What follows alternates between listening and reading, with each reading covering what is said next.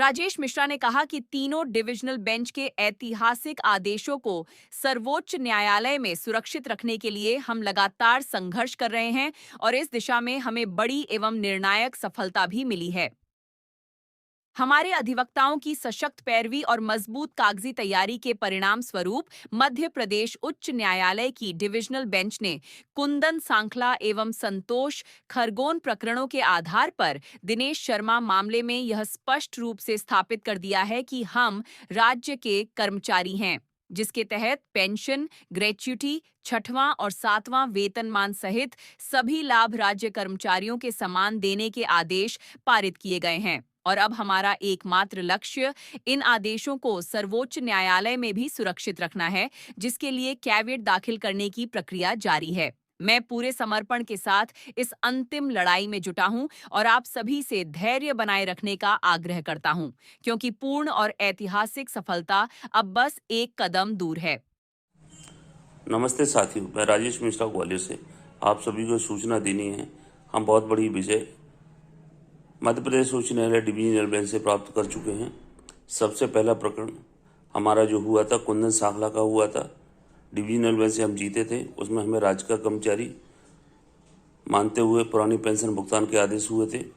इसके बाद खरगोन से जिला पंचायत के कर्मचारी का जो केस डिवीजनल बेंच से डिसाइड हुआ है 15 जनवरी 2026 को, उसमें भी डिवीजनल बेंच ने हमें राज्य का कर्मचारी स्थापित कर दिया है और सभी भुगतान करने के आदेश किए हैं और लोक सेवक स्थापित किया।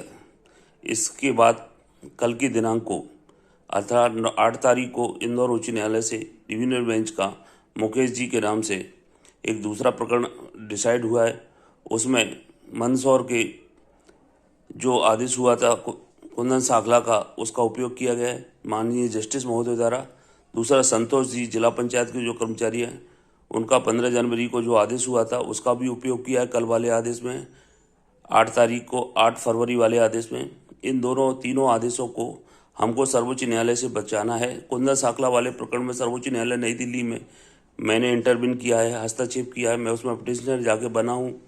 इन दोनों प्रकरण जो जब यदि शासन सर्वोच्च न्यायालय में जाता है तो इन दोनों प्रकरण में भी मैं पिटिशनर बनूंगा, हस्तक्षेप करूंगा और हमें ये प्रकरण सर्वोच्च न्यायालय से बचाने हैं। यदि हम वहाँ से भी जीत जाते हैं, जैसा कि हमें उम्मीद है, तो हमें पुरानी पेंशन और पुरानी सेवा की गणना करते हुए ग्रेच्युटी सभी कुछ मिलेंगी। हम राज्य के कर्मचारी स्थापित हो गए हैं, सर्वोच्च न्यायालय से भी स्थापित होंगे। बस आखिरी लड़ाई, आखिरी कील हमें सर्वोच्च न्यायालय में जाकर वहाँ से अपने पक्ष में लेकर आना है, ठोकना है। हम विजय पा रहे हैं। हमें किसी भी संघ संगठन के आगे अपनी दम मिला के नहीं पहुंचना है। हम न्यायालय से जीत रहे हैं।